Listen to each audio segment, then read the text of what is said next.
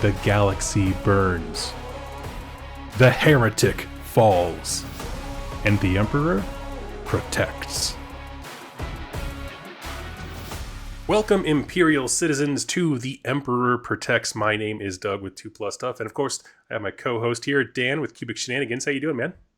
I'm doing great, my friend. Ready to go. Yes, and we read Horus Heresy books so you don't have to, because at this point, a lot of them are out of print anyway. So, continuing that trend, we've been on a kick lately of talking about the Primarch series, which is sort of a subset within the Horus Heresy, I guess, conglomerate of books, where it really just highlights, just like it would sound, the Primarchs. We've done a few of them so far, and today we are talking about Lorgar, who is the Primarch of the Wordbearers, and sort of the architects of the heresy in general. So, yes, Dan did a fantastic breakdown. Do you have any forethoughts before we get into the story? I wish they had put a subtitle on this book, which was, would have been something like Origins of the Heresy or Ancestors of the Heresy or something like that, because this is really when it all started. Yep. And if it hadn't been for these relationships and for this Primarch, who knows what would have happened in the universe, as the Emperor was going about conquering everything. It's so seminal to understanding the heresy itself, which all these books are about. Yep. And, it's interesting because Lorgar doesn't strike me initially as being one of the Primarchs that's most responsible. I mean, Horus is the one that's named after him. Yes. And there's a lot of other Primarchs that I feel kind of they just do more in the plot, I feel. So they demand more attention, but it really does start here with these seeds of distrust, betrayal, and it just blossoms from there and then seeds into those other characters. So it's a great origin story. And I think it's really important for the listeners, if they have not already listened to First Heretic, or, the episode that we did, or, listen to the book or whatever, after you listen to this, I think you really should listen to First Heretic, because this will help you understand so much more what happens and why in that book. Yep. And it's so important. To your point, he's not the bells and whistles guy that does all kinds of awesome things, but he was that little tiny seed that was planted over there in the corner that nobody saw, and then all of a sudden here we are. So yep. And I don't know, a story that further solidifies that Chaos won at the moment that those little baby pods were taken from Terra, yes. Because he made creatures that were way too malleable. So we'll get into that. Yes, that's an excellent point. So let's go ahead and we'll kick it off here. I agree with you that this is great because it definitely reinforces my understanding of what happened in First Heretic. Yes. Okay. So we kind of begin this story in the past, as we do so often. Right. And we're on a planet designated 47-9, which is the 9th planet that has been brought into compliance by the 47th Crusade fleet, which is Lorgar's fleet and his word bearers. And we're kind of focused in on one building. It's called the Tower of the Infinite Lords on this planet. The planet's just been blasted to oblivion, right? Yep. But it's also weird because a guy named Captain Gerlach and 40 word bearers are awaiting the order to join the final assault here to destroy the last point of resistance on the world, which happens to be around this tower. And after all the bombardment and all the battle and everything else, this tower is still intact and untouched. And you're kind of thinking, okay, begin the creep factor here. Yep. Because something is going on, right? And they also describe how the Astartes armor is just covered in Colchisian runes, Colchis being the home planet of the word bearers of Lorgar and his ilk. And you kind of wonder, well, was it some kind of an energy field, a void shield or something? Well, it wasn't, but Corferon, who we meet for the first time, this name will be familiar to many people in the heresy, but he's a first captain at this point, and he kind of understands what happened. He understands why this building hasn't been destroyed. So, but he's not telling anybody, but you can know he notices something. So they go into this huge building, and there's this massive foyer Hmm. with all these murals on the walls. And of course, right away, Corferon notices that the murals are very much historical in terms of Colchis. Yes. And you're thinking, wait a minute, this planet is light years away from Colchis. How did this happen? Hmm. Mystery after mystery. And uh, what they do is they see he and 10 of his closest uh, troops, they're kind of like his bodyguard. Yep. Uh, and they're called the Ashen Circle. They see a white wooden door over to the side. He orders the other Astartes to go in another direction and kind of round stuff up. But they head for this door, they bash it down, and when they go inside, they see a group of robed men. They're gathering all these relics and stuff, trying to get them out of there. Corferon actually asks for one of these guys by name, calls him by name. Here we go again. Like, how did he know that? Yep. Exactly. Bizarre. Totally bizarre. And Corferon tells the man, look, he knows about the powers that they serve. His prayers have been answered. And here's that first term, the powers, first time we hear that. Hmm. The group is told to escape, hide themselves, stay faithful to their beliefs, which are implied very different from those of the Imperium. And that the truth, here we go again, there's another one, the truth and the powers will guide them, and then eventually their true masters will come back Hmm. and save their descendants from this, from the Imperium. And of course, because he has to prove that he has destroyed this blasphemous sect that's not the Imperial truth, Yep. he shoots the leader, the guy he was talking to, like, boom, okay, your prayers have been answered. You can join the powers, boom, takes Yes. him out, and he lets the remainder go. And so that's kind of how the book opens, with all these mysteries and all these things that you're just not sure what the context is, but it does give you some understanding of what we're going towards eventually. So Yes. now we go back 100 years, and we're on the planet of Colchis, and there's a long discussion uh, regarding time. The Colchisian sun allows them the orbit. It's like 7 Terran days or a single day on Colchis, so their days are much longer. It takes 5 years for them to go around their sun once, Yep. as opposed to us, a year at a time. So much longer. And they go into detail. We're not going to do that. No, no, Goes no. on. But one thing I thought was interesting was they basically break a quote unquote day into 4 segments.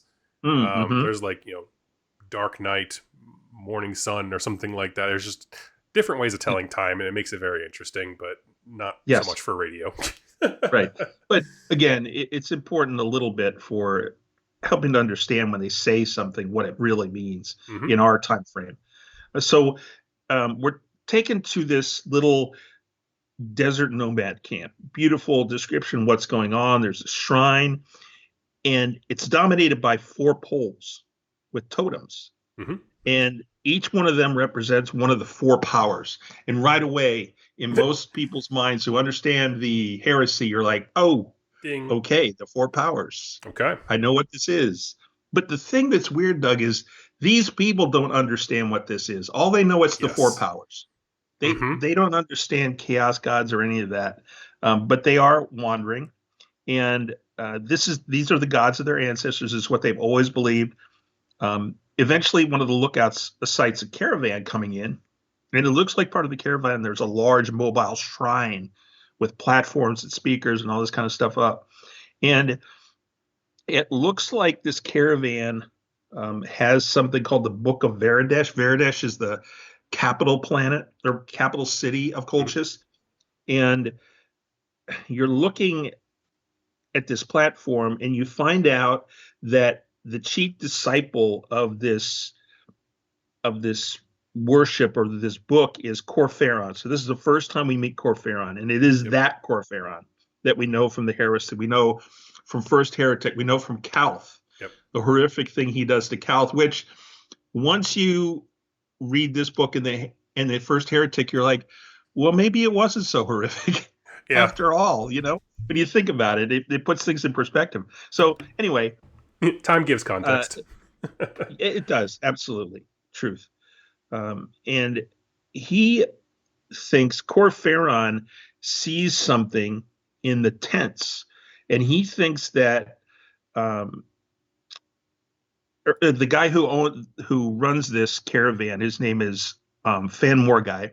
Mhm. He kind of confesses. He feels compelled, like, to confess that he has something that he has to show the bearer of the word, which is the title that Corferon has given himself. Yes. And of course, because it's very common, Corferon at first thinks, oh, it's some kind of lost archaeotech because these nomads find stuff all the time. Hmm. But as they approach the tent, Corferon's like, wait a minute, there's something in here you're not showing me. There's something. He gets really pretty angry at the guy, and he pulls back the flap of the tent, and there's a child. And this Awkward. child has violet eyes, and when he looks into Corferon's eyes, like the light of the powers just blinds him. And this is just like this epiphany moment for Corferon. And he realizes that the world as he knew it is over. And he, as he looks into these eyes, he sees the image of a golden face, and it's burned into his brain.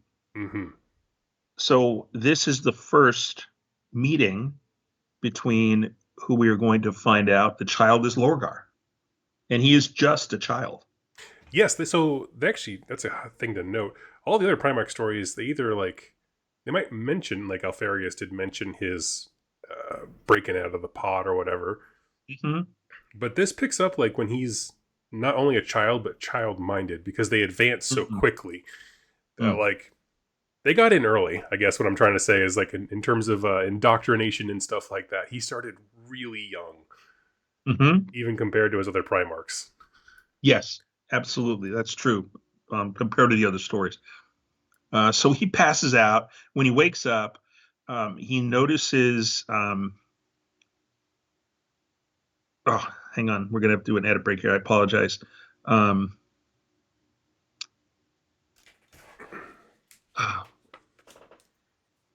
okay, so Corferon here asks, you know, Fan Morgai if doesn't he see that this child has been touched by the powers, Hmm. and he realizes that this child can't be raised by ignorant savages, which Right. Corferon considers them. Or his worst fear is that something called the Covenant, which we, again, it's the book is really doesn't go into what happened between the Covenant and Corferon, but you can deduct that he was exiled for some reason, for some heresy, from this organization called the Covenant, which runs all the churches basically on the planet. Yeah, it's essentially the state So, church of the main city we talked about, and then he was at some point supposedly a rising star, and then got outcast. So he took his band yes, of slaves and left. yeah. And so then he, yeah, he appreciates that Fan Morgai raised the child, etc. He for keeping it safe for the powers, but he says, "Hey, I have to be the one to raise the child." And this is when the child is called Lorgar for the first time. It means in their language watercolor. Okay, cool. Hmm. Um, but Corferon again, he gets kind of salty and he takes offense that they've actually given him a desert name. He Yes. gets offended very easily. We're going to find out, of course. Yeah. Um, That's the basically like a period in every sentence is when he's mad. Yep. but this is the thing. So Lorgar speaks up as a child. He's like, I like the name. I think it's a good name. And he just says it quietly and softly. And Corferon looks at him like, okay. Yeah. All right, cool. Okay, that's going to be your name. And the kid's cool with it. Whatever. Yeah, kind of crazy. Um, so anyway, he sees this child now, of course. His ambition becomes nakedly clear. He sees this child as the means to spread, the word of the powers. and he has these thoughts of returning to Veridesh and exposing the corruption. And so as he goes back to, their shrine wagon and takes Lorgar with him, he tells the lead guard that no one can find out about Lorgar, and essentially orders this entire tribe to be put to death. Yes. Wow. Yes. Wow. And the strange thing is Lorgar sees all this slaughter taking place. He doesn't really react. Like, it doesn't bother him at all. There's no emotional response. It just is so disturbing in a way. Yeah, so this is actually a really good time to point. This is going to happen a few times in this book, where things happen and decisions are made around Lorgar that he observes, but doesn't seem to have a particular inclination about. Because it's going to happen a lot of like people getting punished around him, ideas of subjugation, how society works with people controlling lessers and slaves and stuff. He gets exposed to a lot of different ideas, and he's just kind of like, huh, interesting. And then just kind of keeps going. And you're like, oh, okay, that's all you had? Okay. Yeah, it's like he's just absorbing the information. That's it. Yep, no response at all. And so the next thing that happened, and by the way, let us be clear, Corferon is cruel, he's despicable, he's soulless. He's just the most wretched person you can imagine. So let's just lay that out there. Yeah, okay. So having read the Battle of Calth stuff and First Heretic, I did not realize he is petulant with a capital P. He is the most whiny of babies. I could not stand this man. That's all. Please continue. Which is good. Which means the author did exactly what he wanted us to do, I'm reading this, I'm like, why does everybody hate Erebus? Corferon is so much more annoying. Yes. Yep. So the other thing is when he asks, so they're slaves, obviously, who are working for Corferon here. And he asked Corferon, like, what are these people doing? Why are they like this? And he asked them, what did they do to deserve being treated like this, like slaves? And at first, Corferon ignores the question. And his response is, you will, like, okay, here's your first directive, little kid. You're either going to call me master or bearer of the word. And there's this implied threat that if you do not do those things, something's going to happen to you. Yes. And this is the beginning of this twisted and abusive relationship between these two characters. And it's also directed that Lorgar will live with the slaves, not with Corferon. And if Lorgar doesn't do something that he's asked to do, the slaves will be punished. Yep. It's just horrible. So there's a slave named Nairo, and he's very important in this story. And he becomes Lorgar's real mentor at this point. He answers questions. He does a lot of teaching, about all the questions. And Lorgar asks a bazillion questions. And it kind of ends this whole scene with a worship service that Corferon speaks to everybody and talks to them about his manifest destiny. He's supposed to break down society, get rid of the covenant, rebuild the vision, of the world in his vision as the bearer of the word. So everybody's clear about what he's going to do now. And he's set upon this new course that Lorgar has provided to him. So he begins his lessons, Lorgar does, with Corferon, because he gets to go into Corferon's chamber and do, quote, study. He asks a question of Corferon. Boom! He smacks him. And he says, you never, ever ask me a question unless I tell you can ask me a question. Yep. When he's allowed, he asks about Veridesh, which is a city. He's told that it's the heaven of the powers and the hell of humans, and that he and Corferon are going to travel there one day to strike down the covenant. He's giving him his plan. Yep. This little kid. The thesis. Yep. Yeah. And, the thing you see too in this scene is Lorgar is just struggling as all this information is coming in, not to ask questions. Like by the time Corferon finishes, he's got probably 20 questions in his head, and he can't ask any of them because he knows he's going to get smacked again. But he, as Corferon requests, he summarizes the readings he has been doing in these books that he was given, and he does it verbatim.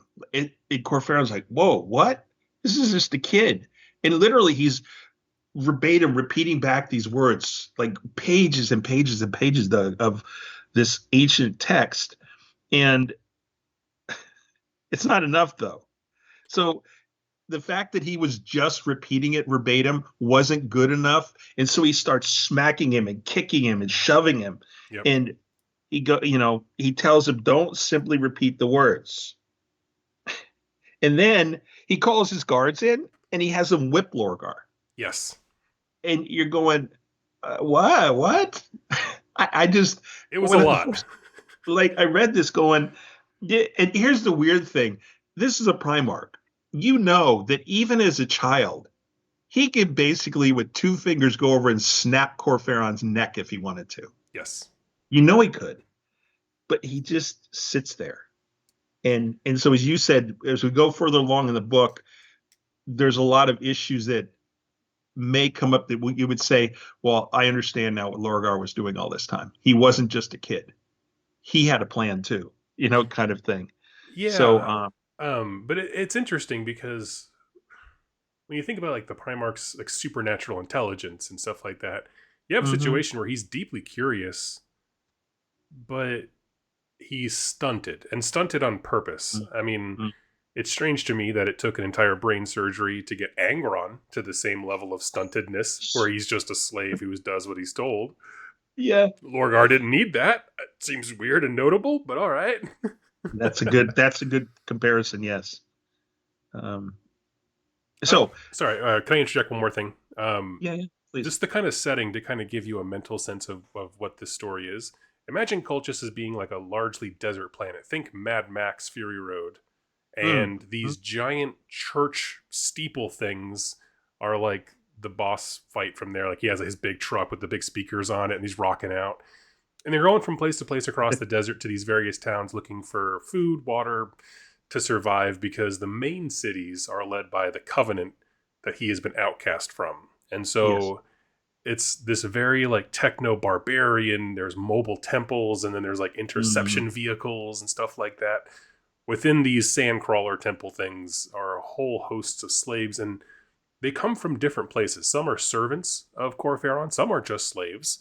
All of them are bound by the fact that if the Covenant finds them, they're all dead. So it's sort of like an enemy of my enemy type thing. No one really likes Corferon per se. Yes.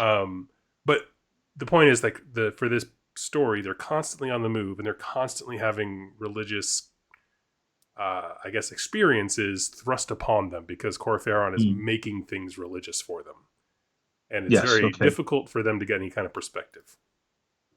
Right. Yeah. Okay. Sure. Sorry. Because he is limiting their experiences as well. Oh, deeply, They're yes. very cloistered in that way. Sure. So we have another example of Corferon's brutal and manipulative nature here. The slaves in Lorgar were working, just stacking barrels or something. And of course, Lorgar was, lifting 3 barrels on his shoulders. Yes. And, the rest of the slaves just go, what? Anyway, they start singing because they're enjoying what they're doing. Corferon comes out and just goes bonkers. I mean, he goes nuts. No fun for you. No, he screams at them. He orders them all whipped. But with Lorgar, he's like, nope, I'm not going to beat him again. But he's very emotionally abusive and manipulative. He basically crushes Lorgar's spirit with the words he says.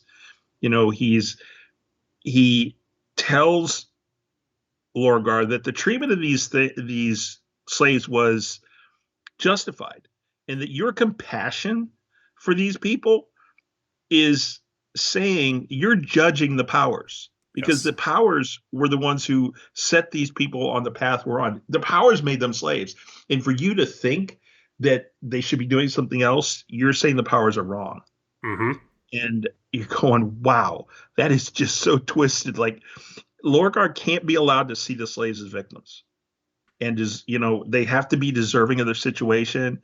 And he basically, in front of everybody, forces Lorgar to make an oath to the powers. And then, of course, he has him whipped. But one of the fun things about this story, I guess it's fun, is that every time he whips him, the wounds heal. Like, it doesn't really do anything to him. He feels some momentary pain, but then there's nothing. Yeah, he's looking for scars, and there's never any there, and they're like, "What?" Although, when I picked this up more when recently, Cindy and I've been listening to First Heretic, there's a theme that goes through here in terms of whipping. Mm-hmm. Because later on, we're going to talk about something that Lorgar does all the time as a ritual for himself. Yes. And kind of interesting that it carried over. So the next thing we find, the caravan sees a large trading post. And, everybody's looking at this huge collection of caravans assembled. And, of course, Corferon's first reaction is, ooh, nobody can see Lorgar because nobody can know about him because that's he's my ace in the special, hole. Yeah. right? So Lorgar, they shove him back into the shrine. And this is where Corferon... There's this guy named Exada, and he's in charge of all the guards, kind of the overseers, as it were. And he notices as he orders, there's no scars on the guy's back, on Lorgar's back. So he calls Exada over, who he had ordered to whip him, and he gets on Exada like, you didn't do what you were told to do. Yeah. You lied to me. I told you to whip a boy. It's like, what? And so now, because he thinks that Exada didn't do what he was told, he calls Exada and 5 of his guys to take these large cudgels, basically, and just beat the heck out of Lorgar. Yep. And Nairo, the slave that is a mentor to him, that there won't be any last. I mean, there's nothing that's going to be long term in terms of damage. But Nairo's like, what's happening to Lorgar's soul right now? Yeah. What's happening to his psyche as this is going on? And Corferon, of course, with all his little quotes, the sins of the soul would be purged in the flesh. Okay, thank you very much. You just beat the crap out of your adopted, quote, son. And we're supposed to be okay with that. Wow. Just something else. So now we come into an area they're moving through called the Low Barrens. Yes. And the nomads call it the sands that slay. And everybody is, water rationing. This is really, really hard, even for these desert people, to get through this. They know there's going to be a storm. Lorgar helps everybody raise the blast shields and everything else that they're going to have to. But interestingly enough, for the first time, Corferon actually joins in the labor. And Lorgar's like, wait a minute, what is he doing here? He never helps. And Nairo is, well, I'm just going to tell you.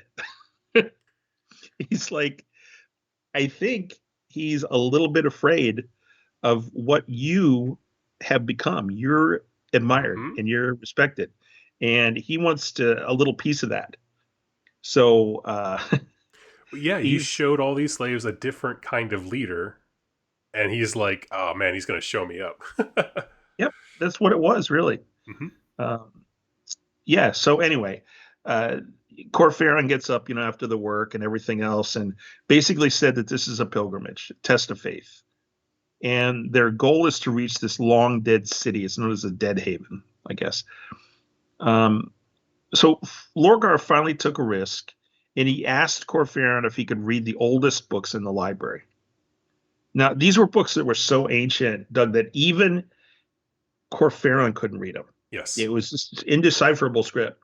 And so this is, okay, here we go again with this abusive thing. So he uses the word father at this point. He says, Father, can I read these books? Corferon goes, again, just goes nuts, flew into a rage. But inside, he's like, wow, that was kind of cool. He got this weird rush. I'm not paying child support. But he also felt that the use of the word was manipulative. Yep. And he wanted to use this incident to teach Lorgar another lesson. And it's a lesson in singularity of purpose. So he says, once you set upon a course, it has to be navigated to the end. No matter how much those around you try to distract you from the path, you must remain true and stay resolved. I thought this was one of the most important sections of the book in terms of the long-term story of Lorgar and the Word Bearers. Oh, I think, absolutely. Yes. Yeah. I mean, from their perspective, the whole heresy is just coming back to the path he started on, right? I mean, yeah, and no matter what people told him, like the pilgrimage, was yep, something for those who know that from the first heretic. There was nobody that was going to talk him out of doing this. Corferon wasn't, nobody, Erebus, everybody was just pushed aside for him to find the truth, for him to do this thing. And I reckon back to that when I look at this and read that no matter what happens, you have to, no matter what happens to people you care about or anything else, you have to stay true. yep. Um, so very important. So uh, Exotic is called in, this head of the guards by Corferon. It says, um, you know, they Corferon had ordered for Lorgar to be beaten again, and Exotic was, the men don't want to do it. Yep. And Corferon, of course, getting more and more angry all this time. He says, Lorgar is a child of the powers. And if they beat him, they kind of feel like, hey, they're going to be punished by the power. Absolutely. Yeah. They're a chosen emissary. We're going to beat that guy. Yeah. And then, of course, Corferon being who he is, he says, hey, look, if anybody doesn't do this, I'm going to take their hands off. I'm going to take one of their hands off. And Exodus, he puts his arm out, like, take mine. Fine. Yep. He's so convinced. And he says that he will not serve a man who does not acknowledge Lorgar as the new prophet. Lorgar, in his eyes, Exodus has been sent to replace Corferon. Now, so the converts and everybody else are kind of seeing what's happening, and they're kind of gathering it around. And it looks like they're going to lynch him. Like it looks like everybody, all the followers who aren't slaves, it looks like they're just going to knock him out, right? They're going to kill him. And Lorgar is like, nope, you're not going to do this. And this part of the story just makes me crazy, because all the things that Corferon has done to Lorgar, and these people are about to get rid of Corferon, and he again calls him his father. And the tension was so beautiful. The writing, the tension was just incredible here, right? He's been beaten, abused mentally, emotionally. He's been belittled, and yet he comes to the defense of this wretched man. And you're going, what? He's basically being saved from his own choices, Corferon is, by this individual who he just, anyway, it's just so interesting. So one of the things here is that the guards themselves are even divided. Yes. Exotic has his guys, but now there's this other kind of group of guards that are saying, well, wait a minute, we're not going to be part of this. And they just take off. They just say, hey, we're leaving the caravan. Well, as they do that and things kind of settle down, Corferon's neck was saved again. He realizes that these people have all seen Lorgar. Yes. So he goes, Lorgar, fetch. And Lorgar, this was the cool thing too. So he takes the axle of an old vehicle, and he takes some giant piece of metal and he just jams it on the end of this thing and makes himself a mace, which will be his trademark weapon. And he literally goes running after this huge group of people. Just like Forrest Gump in the desert. Yeah, he just starts moving. Exactly. I will say this was definitely, I think, one of the most pivotal moments in the book, because it has a lot to do with the idea of like demagogue leadership, right? The entire caravan was sick of Corferon. Half of them were ready to embrace Lorgar. Half of them just wanted him dead, and they just wanted to go live their lives. Like they didn't want to get wrapped up in the next kind of tumult. And so it's just, I found it to be a very interesting scene. The division amongst the actual camp itself was like, it's very interesting. I mean, because they've all seen Lorgar, of course, but only some of them are like interested in him being the next big thing, because it just means you're still a slave. It doesn't matter. Yeah, absolutely. So Lorgar chases off after him, and then he doesn't show up for a very long time. And people are kind of worried that Lorgar isn't going to be there anymore and they're going to get stuck with Corferon. But then he shows up. Mm-hmm. And this is where the story takes an amazing turn. So Corferon literally kneels to Lorgar, passes him the torch, and calls him the bearer of the word. Mm-hmm. You're going, whoa, man, this just changed the entire dynamic of the story. All of a sudden. But Corferon shows his brilliance in who he is, that he understood what was going on. He understood the dynamic, and he knew the one thing he didn't want to do is the one thing he had to do. Mm-hmm. And that's what he did. He humbled himself to Lorgar, and everybody else was like, oh, okay, Lorgar's in charge now. Yep. And the tide sorry. Oh, go ahead. I was going to say the tide of leadership changed, and he was crafty enough to know that, like, I can survive if I just take one step down, but still kind of lead like a puppet master. Yes. And that's essentially what he ends up doing. One thing I will say, though, is I found interesting is the chapter before this. Corferon is like, yeah, it's totally cool for these slaves to be abused because that's where the powers have them. And if they weren't supposed to be there, they'd be a different place. And yet, right. Corferon was supposed to get hung and killed, but Lorgar intervened. So it's just like, to keep your master around, to keep learning your faith, you had to kind of almost go against one of the tenets of it. Corferon should have been able to get out of that himself, right? If the powers demanded it, he would have. Oh, yeah. Okay. But he couldn't. Yeah. And so I found that part very, very interesting, of like this idea of fatalism of like, oh, they deserve it because they're slaves. That's what they were made as, and that's why they are. And yet when it came to his fate, it was okay if someone intervened and changed it. I just thought that was like, that's not a lot of mental calculation that Lorgar has to do. No, not at all. That's all. No. Please continue. That seems very epic for that reason. I think that's a great point. That is a great point. So now Lorgar kind of becomes the itinerant priest. He is the one teaching the truth. And of course, because he is a Primarch and he is Lorgar, one of his gifts, he's much better at spreading the word than Corferon ever would have been. And also the other dynamic that has changed now is he no longer calls Corferon master, he calls him teacher. Yes. Interesting. So now it's teacher tutor instead of master slave. This huge change. And the one thing that actually gives Lorgar is, well, there's two things. Number one, it gives Corferon a lot more freedom to do what he wants to do, right? Because the size of the caravan just grows exponentially as Lorgar's bringing more and more people in. And he's got this freedom now that he had to worry about being the figurehead. He's no longer the figurehead. He can kind of do whatever he wants to do. And Lorgar and Corferon have this very different conversation now. No abuse, no raised voices, nothing else. Just a conversation between two men, a tutor and a teacher, a father and a son.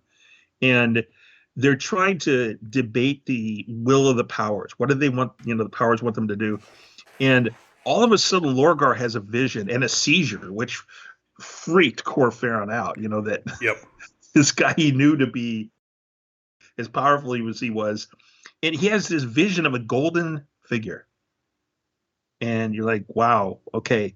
Now he's sure. This was confirmation. It's time to go to Veridash and bring the truth to the conclave and destroy the conclave and rebuild the planet. This was his epiphany moment when he had this. And he continues to have these visions and these seizures. And they as we gradually increase, Now, of course, all they say is, it's a golden figure. This could be many things, because remember that when Corferon looked in Lorgar's eyes for the first time, he saw a golden figure. That golden face was burned into his mind. Golden figure could be Lorgar. Yep. We all know, who know anything about the heresy, that the Emperor wears golden armor. Could be the Emperor. Could be something else. But it kind of leaves that open. So you're not quite sure what that vision means until we get some more context here. For sure. So they arrive in this mining town of Taranthus. It's really well fortified. This armed emissary comes out and meets Lorgar. It's kind of cool. This is really neat. They exchange ultimatums. And of course, uh, you've got this armed town, and they're Hmm. really well armed, and you've got this kind of conglomeration of Lorgar and his followers, and yeah, you got Lorgar with his, Right. truck axle mace, but there isn't a whole lot of other things. They have some weapons and those kind of things, but actually, Lorgar charges with his mace, which is amazing, man. I mean, he's just swinging this thing, and vehicles are just getting crunched, and it was just so cool. So this was the first time he really knew that he was a Primarch. And Hmm. what's weird is he's probably only like a teenager right now. He's still young, in terms of his age. Oh gosh, yeah, absolutely. And these troops and these leaders from the city are looking at this guy charging with the mace, and you're going, "Yeah, Hmm. it's a kid." Yeah, so No, it's happening outside the city walls, and so like everyone's just kind of watching the forces from the city leave, go fight this Mad Max caravan, and they're just getting pulverized. They're like, that's not good. yeah, yeah. So, uh, you know, he's being slowed down though because there are a lot of other troops. Sure. So it, at times it's difficult to remember that Lorgar is a Primarch, but despite this fact, he's being slowed down, bow by bow, shot by shot. And Ixata, who was the leader of the guards, sees what's happening, and he orders the converts to attack. So they're all coming in to help Hmm. Lorgar, right? So he can continue his rampage.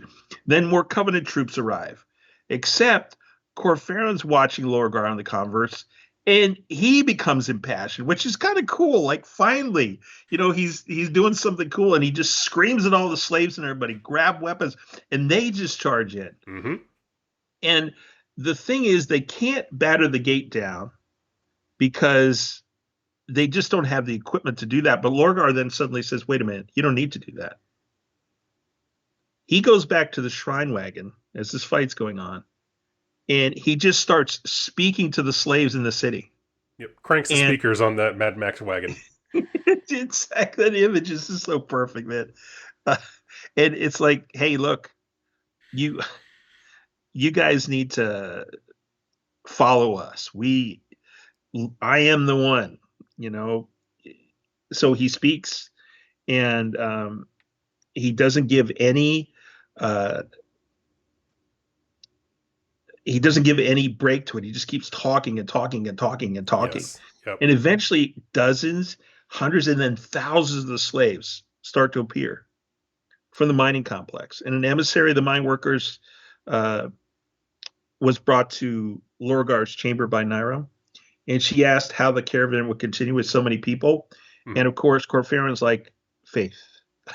Yes, we'll be fine.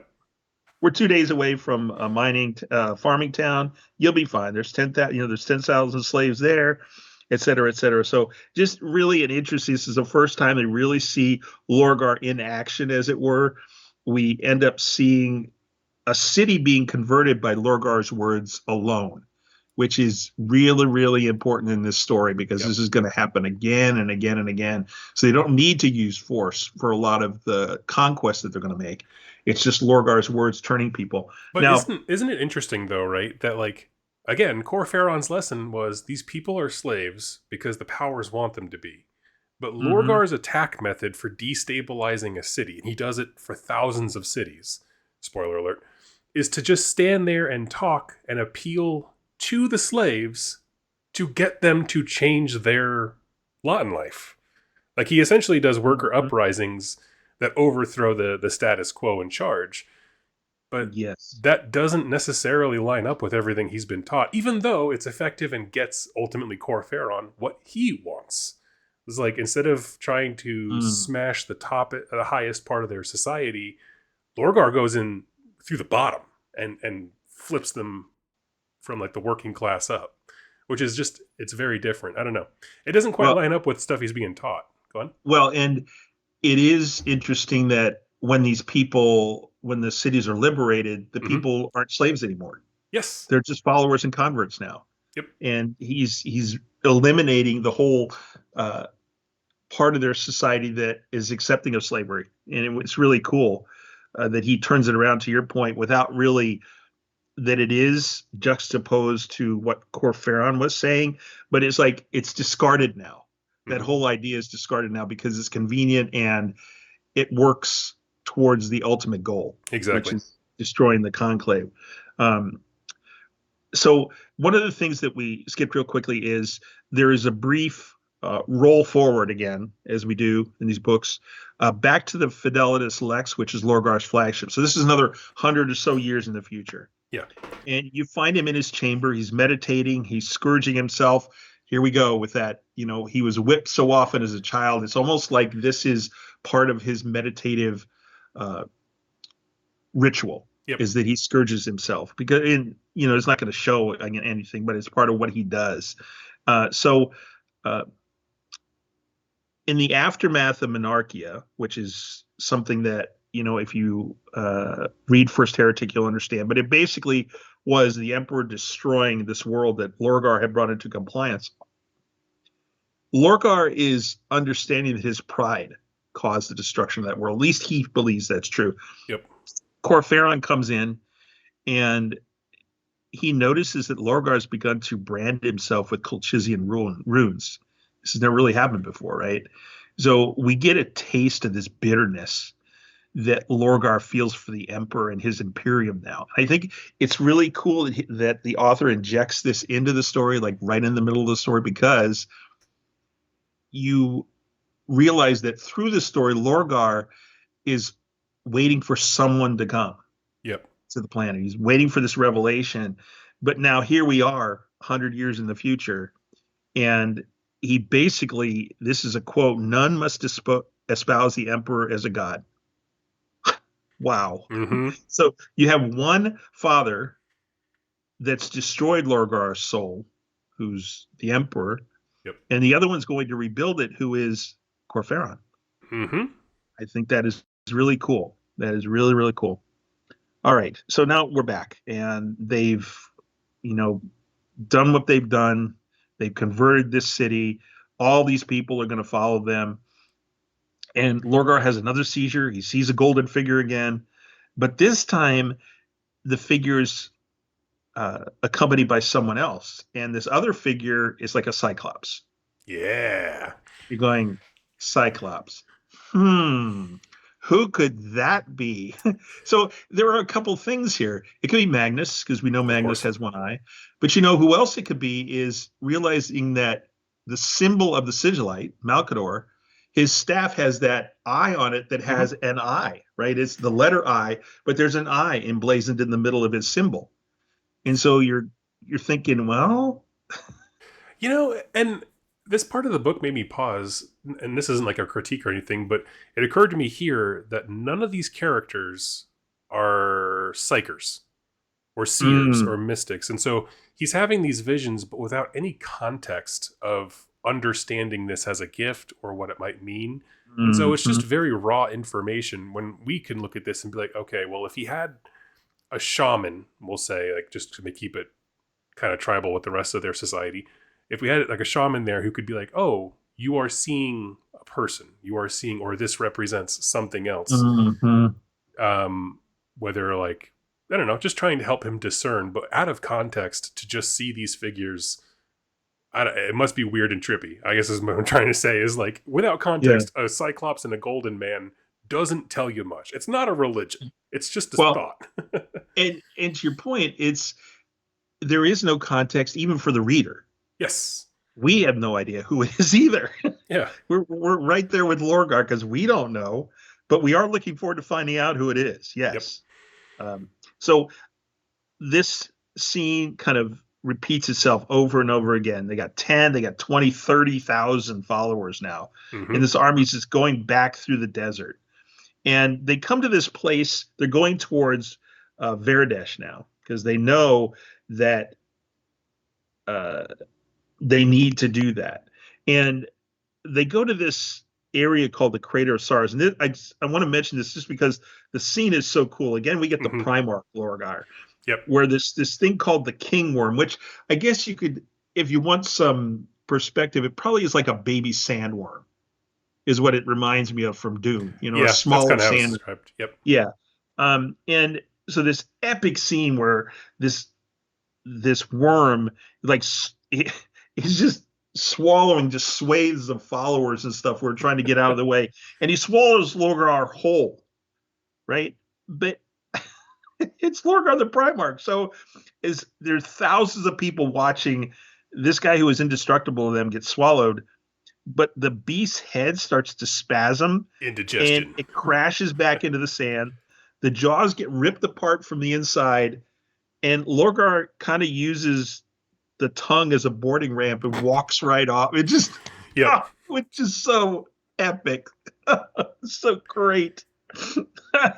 It's like, yeah, okay, nothing is going to stop Lorgar now. Nothing. Yeah. Right? Well, and it's just more stuff that adds to his myth. And so now all of these Mm. people who are slaves, followers, whatever, I mean, different parts of society are spreading this lore of like, and then he killed the sandworm by himself and walked out of its gullet. And so It's all those true. things that it's just spreading his influence without a single sword. And that's Right. that's his true. jam, and it's awesome. Yep, because he was using his axle mace again. So yeah, Yeah. that is so cool. So now they moved towards Veridash, and they talk. There's a really interesting description of the environments around the city. There are all these fields and rice paddies, Mhm. mostly being worked by, of course, slaves. There's a few free farmers, but not many. So as the wagon approaches the city, this is like 60-meter high. It's like 200-foot high Mhm. walls, right? And there are hundreds of these people called rob bearers that come out from the city, heading straight for the caravan, straight for Lorgar, his archdeacon, who Corferon is known as now. That's his new title that he gave himself. Yep. Of course, he would do that. And then all these people. So they're gun wagons. They have huge cannons. Even with Lorgar, they have no chance. And this delegation of mid-level clergy push through, and they bring these stretchers with them, 7 of them with bodies on them, out to where Lorgar is. Mhm. And to everybody's shock, the bodies are those of the highest ranking ecclesiarchs in the city. So Yes. Veridish has been overthrown by their own rulers, and the word of Lorgar got ahead of it. He didn't even have to speak to the city to get it to turn. It's just the Mhm. word had gotten back, and all these people were just like, we're done with this. And they overthrew the most powerful people on the planet. Yeah, so when they were bringing the bodies out, I thought that they were bringing like sick, and then they were like, "Oh, heal this person," thinking like that. You bring the sick people to Mm. Jesus type thing. Oh, yeah, yeah. And so when they were like, "No, actually, we just went ahead and had a whole civil war without you between the chapters that you weren't reading," I was like, "Oh, okay, Yes. cool. That's cool too." I'm sure Lorgar's like, "Wow, this Corferon, you made this sound so hard. I'm just winning and winning and winning." That's so great. It's true. All right. So now we flash back again. And now we're back on 47-9, which is this planet that we talked about at the beginning of the story, where they had found these priests and told them to run away, run away. They're in this grand kind of temple again, tower, Mhm. and they're burning everything they can find in the planetary archive, everything that had anything to do with the emperor. Yes. Okay, didn't matter. um, and it was interesting because Lorgar demanded that all traces of imperial compliance be erased. And of course, Corferon in his dark little secret is like, "Oh, this is so great. This is so great, man." So Mhm. now it doesn't matter if the emperor was a god or not. Now just making room for the 4 powers. This is great because he keeps holding that dream. And to him, this is kind of the rebirth of the Brotherhood, which was originally meant to uh, whose faith resided in the powers Mhm. and the old ways back on Cold. They refer to the old ways a lot, even in First Heretic. So the weird thing about this scene is, and I thought this was so cool because I was not expecting this at all, is there's this treachery that's waiting in the midst of this destruction. There's just, like I said, books and imperial symbols and everything else that is just being thrown on this pyre, right? Mhm. Um, so this is a time for the 17th Legion when they're still loyal to the Emperor, Yes. when they tolerate those who follow the old ways, but it's not a part of the thing. They still think the emperor is the big boss and everything else. And Corferon's very aware that there are elements from the Legion that have to be purged in order for the word bearers to truly do their thing and spread the truth. Yep. So there's this group of loyalists, word bearers, as it were. They're called iconoclasts, and they were there helping to burn all this stuff and see what was going on. And all of a sudden, Corferon orders his guys to turn meltas and las cannons on these guys, and it just scour them from existence, right? And this is weird because this is like the first Istvan 3. Exactly. This is where before the heresy even happened, the word bearers had to clean their own house of loyalists. And this is the part that was so interesting to me, was you never really think about that. Like with the first heretic, there really isn't a mention of loyalist word bearers that had to be cleansed in the Legion, right? Yeah. And this is the moment when they make that choice, and they're like, okay, we're going to clean our own house, then we can go out and we can do what we need to do, but we can't do that before. Very cool. But I love that it was copy paste the same plan. Instead of like, there's traitors over there, we're going to send our loyalists and then bomb the heck out of them. It was just, there's some books that need to be burned, and you send the loyalist to go burn the books, and then you just shoot the loyalist. And it's just the exact same thing. I was like, no man, no lessons to learn here. No, of course not. So again, we get back to Colchis, and Lorgar has been elevated to the position of Grand Ecclesiarch. He's Grand Poobah now, and he speaks to a very large group of people crusading over all of Colchis, talking about the truth and the one. So now we switch from the powers in the old ways, and we're talking about the one. So this is his vision, and this is where their focus of worship is, and everything else is going to be the one. Yes, this is where we start moving towards that. And Corferon's silent, but not handling it well, because the powers are the ones that brought him. He's the bearer of the word of the powers. But then Lorgar, who you now cannot control, is having all kinds of visions of a singular deity. Yes. And so the shift from monotheism, or shift to monotheism rather, did not sit well with Corferon. And of course, being who he is, as you said, all is not well in paradise. They're not going to be able to worship the powers, which is what he wants. But he's also pragmatic, and we've seen that before, when he first abased himself to Lorgar. Now he's just decided he is going to embrace Lorgar's vision. Yep. He'll remain true to the powers, of course. And while Lorgar and his followers embark on their crusade to just cleanse Colchis, Corferon's going to stay back, and he's going to be the proverbial snake in the grass. Totally. And of course, he's a perfect guy to do that. Most of the cities. Oh, go ahead. I was going to say, at first, he seemed welcoming of the idea as like, oh, when you say the one, do you mean like the one pantheon? Or do you mean like the one, like, do all four powers come together and make Captain Planet kind of a thing? Like, when you say one, are you saying to the exclusion of my old faith? And that line wasn't harshly drawn. He just started randomly talking about a one, even though up until then he's been talking about the four. And so it's just a very strange, so like, it's not a hard line where Corferon has to be like, no, I don't believe that. It was just kind of this weird organic change that nobody was asked too hard to question. And so Corferon was like, okay, well, I'll just keep my opinion to myself then. There's four. There's not one. Okay. We also have this concept of the Brotherhood now. Brotherhood of the Knife.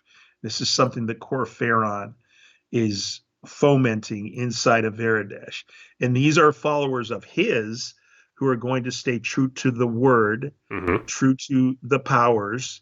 And he's kind of sending them out as Lorgar is doing in his thing. He sends these people out, and they kind of are backtracking behind Lorgar as he's converting everybody to the one, and they're kind of planting seeds of something else. Hmm. But this is his own kind of personal army, because we referred to it before, the Brotherhood, where he thought it was going to be, bringing the Brotherhood back. These are people, again, who have stayed loyal to worshiping the powers. He's also wisely, and this is pretty cool, he's using all the reinforcements that are coming to Veridesh as pilgrims.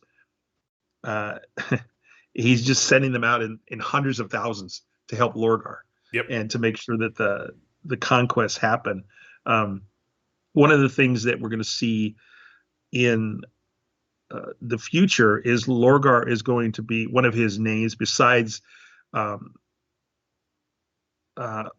Lorgar Aurelian, which Aurelian for gold. They're also going to call him Lorgar the Urism. And Urism is a word for the wisest of the wise, the architect of the faith. So that's another name that he takes. So you may hear him called either one of those things in stories in the future. So Lorgar has become, at this time, more and more subject to seizures and rants. And Nairo, because Corferon isn't around, he's become more and more of Lorgar's mentor and confidant. He can't even stand it watching it anymore. It's just so horrible to see Lorgar having these things. But each time that they go away, Lorgar appears stronger. He's more fervent. He's more committed to the truth and the one. And we finally come up that he's ready, because the last city that hasn't been conquered is called Gahavala, City of the Magisters. This is where you get this first feel of psychic stuff. This is where the warp comes in, because there's this city, and all you can see was something called the Tempest Field. It was a wall of sand and stone and lightning, and it was all coming from the city. There were people in the city who were literally generating this huge wall, and it was just impenetrable. The first vehicle that tried to go in, like scout in, was just torn apart by lightning. Just eviscerated. Boom, just it was horrible. And so what are you going to do? Like you said earlier, there really is nobody has psychic powers so far in the story, right? How are you going to get through this? Because this is the ultimate enemy. But it turns out that our man Lorgar, these seizures, it turns out, has been helping him discover his potential psychically. And I would agree with you. I think he has them more and more, and they're more intense because he's tapping in to the warp as he develops and his powers grow. But at the same time, the Emperor, presumably, and we'll say Magnus for the sake of argument, are looking for him. So they're constantly pinging out to find him. And so he keeps making these connections, and I think as a result, without knowing it, getting psychically stronger and stronger. Sure. That's my perception of his visions and stuff. I think you're right. Because as you said, the Emperor's always looking for his sons, and Magnus obviously has a huge connection. I know they're the closest of two Primarchs, I think, in many ways. He and Magnus, Laura and Magnus. So his army starts to move towards their demise. They're going to get ripped apart. Then Lorgar orders them back. He walks forward and into this field, and as it tears into him, this dome of nothingness, just clarity, like no storm or anything, just starts to expand around him. And I got this vision, Doug, of when we did Betrayer, and that Titan was trying to step on him, and he was just like, whoosh, he just lifted that kind shield around himself to try to keep that thing from killing him. And this is what I kind of pictured. And this thing got bigger and bigger and bigger. So this entire weird storm was just pushed aside, and the army could storm the city. And it was over very, very shortly after that. I mean, they had no real defense except for this storm. And Lorgar comes back to Veridesh. He's the head of a huge, like hundreds of thousands of people in his army. He seeks out Corferon. He's accompanied by Nairo, who has really become his close confidant now. And almost immediately, the Archdeacon and Nairo start to argue. Yes. Obviously, Nairo is like, we need to free everybody. Freedom needs to be the way of Colchis. And of course, Corferon, being who he is no. no, we have to have control. We have to Yes. control the people. Hmm. We can't give them freedom. And they become more and more agitated against each other. And Nairo, before he even realizes it, pulled the knife. And Lorgar intervenes and just, oh my God, it's so horrible. He just literally takes his mace and just pulps Nairo. Yep. Like, and the weird thing is, there was no hesitation. It wasn't even like for a second. All the time he had spent with Nairo, all the things that Nairo had done for him, there wasn't a second of hesitation for him to intervene and just smash Nairo. He didn't even try to just push him aside. He just eliminated him. Yep. And oh my God, man, it was, for me, it was so disturbing. I greatly disliked that scene, if I'm honest with you. Yeah, okay, sure. I mainly because like I understood in the moment of not wanting bloodshed, and so Nairo was the first one to pull a weapon, and so he becomes the aggressor, the one to shut down. Totally understand Sure. Sure. that. It's just none of Corferon's points were valid to me because now Lorgar is in charge of the planet. Like Mm-hmm. they are the global power. So Mm-hmm. if Lorgar wants to just say there's no more slaves, there just isn't. Mm-hmm. So I guess what I'm saying is like it felt like Corferon's argument was weak because it made it seem like Lorgar didn't have the power, Mm-hmm. and the whole point is that he just Mm-hmm. got all the power. He just did it, and I don't know. Yeah. It bummed me out. I like Nairo. Yeah, I did too. And it was so sudden. Yes. I was not expecting it. Even though as you listen to it or read it, you kind of know what's going to happen. But again, he could have just taken his index finger and pushed him out of the way, Right. and it would Yes. have been okay, right? That would have been fine. And then as as this is over, Lorgar just kind of looks into nothing. He disassociates and he just said, "He is coming. We will be ready." Mm-hmm. Going, oh my goodness. Yep. Which Wow. to me means like Corferon was correct in that I want control so that I can have things ready for whoever's coming, Mm-hmm. which reveals control is in Lorgar's heart. How about that as a value? Yes. Yes. So, And you know, so that's really the end of that part of the story. There's a small piece that I think we should talk about, mhm. um, before we wrap up the book. One of the things I wanted to say was, though, we we know, and I think it's important for the listeners and the readers to know that the one that's coming that he's talking about is the Emperor. Yep. The Emperor is going to come to Colchis, and he is going to find his son, and Lorgar is going to be vindicated. Like, this is the one that we are going to worship. We are going to worship the Emperor, Mm-hmm. you know, and it, it's just so stupid, though. As a follow up to that is that the Emperor knows that Lorgar worships him as a god. He knows it. Yep. He's well aware of it, and he does it for like 100 years or something, or 60 years. Yep. He knows what's going on. There's no ambiguity at all. Lorgar is written a book. It's just it's Yes. just so crazy. And so with that, I want to go into the last part of the book. So we're on the planet 47-1. Mm-hmm.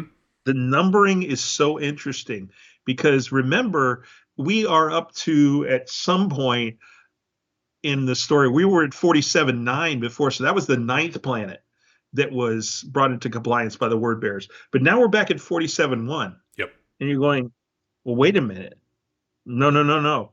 This is the first planet that's brought back into compliance after Lorgar has seen the light. And so we kind of don't get that context, but Mm-hmm. this is a new thing. This is where, after the Emperor is there, um, they start taking hold of these planets. And the first planet would be what? We're assuming it's the planet of Kura, where Monarchia is. Hmm. right? You kind of assume that. Um, and this is a time when Lorgar was glowing in the light of the Emperor. It's a world where he had raised a grand cathedral. It's called Cathedral to the Savior Delivered. But this is a planet now that they're back on, and this is a little confusing. This is the time after the humiliation of Monarchia. Yep.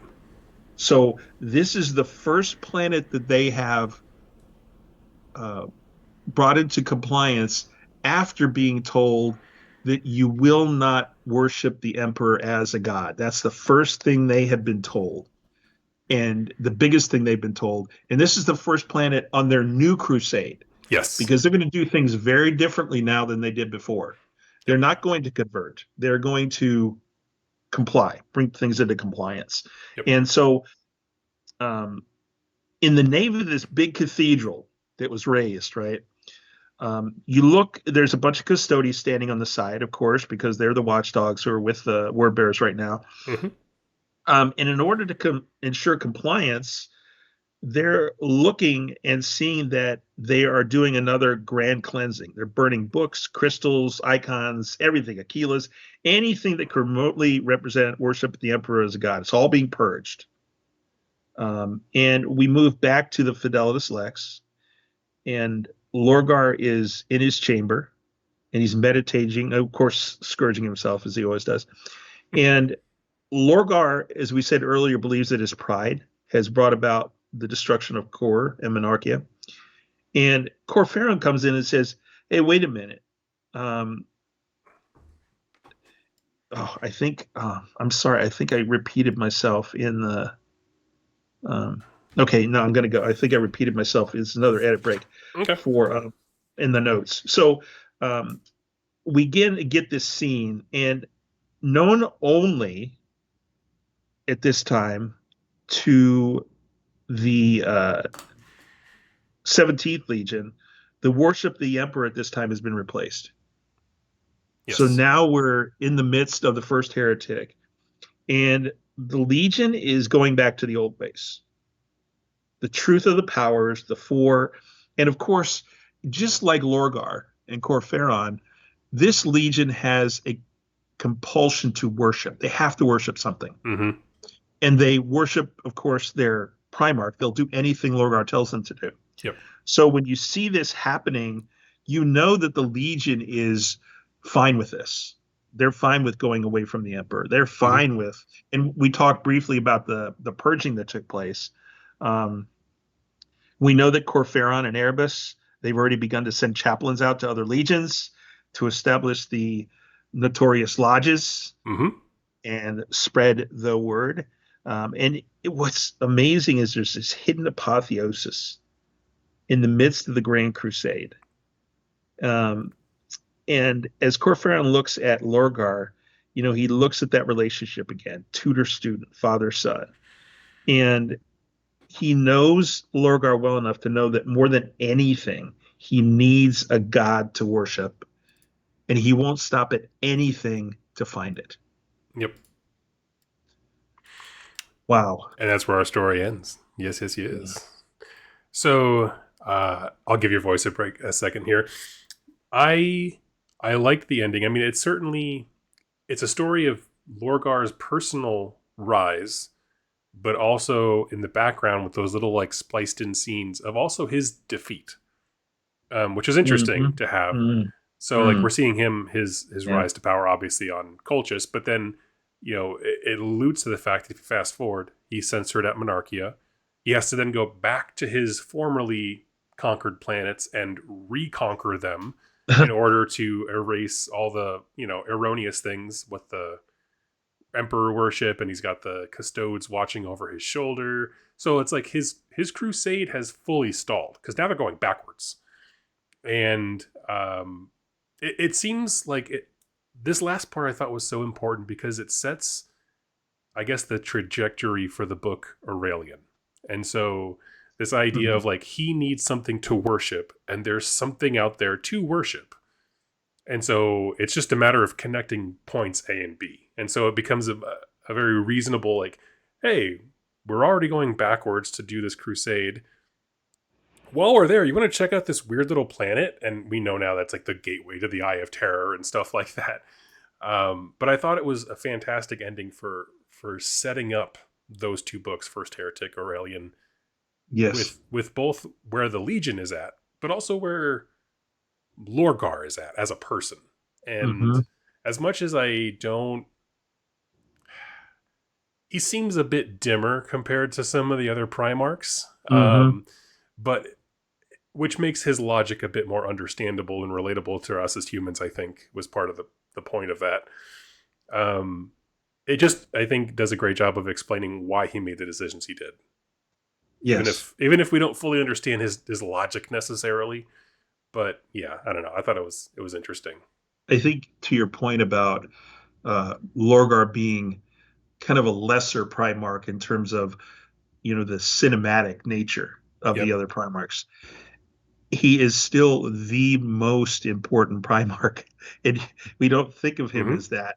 But if it had not been for the Emperor doing the hellacious thing, I think one of the books we read, I can't remember, I think it was Sanguinius, was saying, and I think he was talking to Jagatai or something. He was like, none of this, he's seeing all the destruction, none of this would have happened if the Emperor had just indulged Lorgar's worship. That's all Yep. he had to do. Mm-hmm. He was still conquering planets. He was still doing everything he needed to do. If he had just let him do what he was doing and what he was good at, we wouldn't have had this problem. I You're had, going, yeah, yeah, that's incredibly insightful from Sanguinius to say that, but it's true. you know, yeah, it is. It is certainly the first domino. I would even say that it would have been better if he had just been nicer about correcting him. Oh, Instead of burning a whole city. well, and here's the thing. I was talking to Cindy as we were listening, and she said, "Wasn't there a story where?" I said, "Yeah, remember Calth, Mm-hmm. where the word bearers basically destroyed a planet?" Well, okay, the emperor did it first. He hit me first, kind of a thing. But Absolutely. it's true. He absolutely decimated monarchy and turned it into a wasteland. And you're like, yeah, okay, I get it. I see what happened. I see why it happened. I see why the word bearers felt the disdain and the hatred they did for, you know, we get the whole chaos thing, but it doesn't matter because and to your point, why couldn't the emperor just come to monarchy and said, "Hey, from now on, you're going to do it this way"? Yep. He could have just said that. And this is what Cindy brought this up to me. She goes, "Why couldn't he have just said something instead of blowing up a planet?" Because whatever he said, Lorgar would have listened to him. You know, Because this is Warhammer, not Peace Hammer, Dan. If it exactly, doesn't involve planetary exactly. destruction, what are we doing? But it just makes you pull your hair out. Just yeah, you just going what the. Uh, but Mm-hmm. but again, these kind of books, this book in particular, and then First Heretic, just put the heresy in such a great perspective.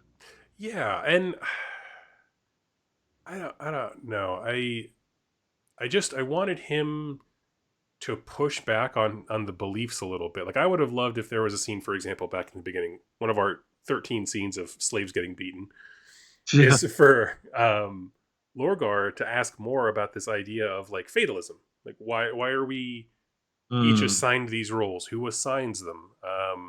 You say the powers put you in charge, but then he in the entire book, not a single specific thing is actually said about the powers. mm, It is just Corferon in using them to get what he wants.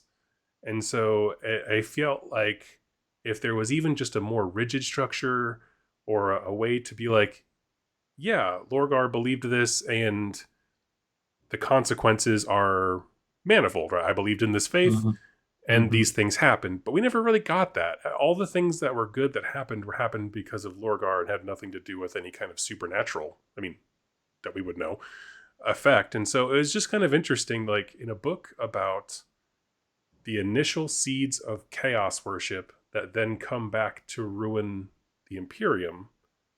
We never saw anything specific about what they were Mm, actually believing, doing, acting. It was just Corferon's version of the religion, which is right. interesting to me. That's true. Now, one of the things too is and I think it was Nairo who said this before he was killed, but there was something where someone said, "Hey, look, why did Lor?" Someone was asking the question, "Why did Lorgar let Corferon treat him like this?" Hmm. Because he did for years and years and years. And I think it was again Nairo, or someone else was like, "Did you ever think that maybe all this time Lorgar was calculating and he was ambitious and he just knew what was going to happen. He just let this happen because he had a master plan Mm. and he knew in the big picture none of this little stuff would matter." Boy, when I thought about that, going, "Wow, he's a crafty sucker, isn't he?" Yeah, possibly. Yeah. And it's possible when you see what he does later on. Um, so yeah, interesting stuff. I mean, But that a would good certainly book. help my opinion of him being a bit dim. I won't lie. Yeah, yeah, yeah. But I think an important book, if not as exciting as a lot of the other Primarch books, very, very important I would agree. in understanding these 60 books or however many books there are in the Heresy.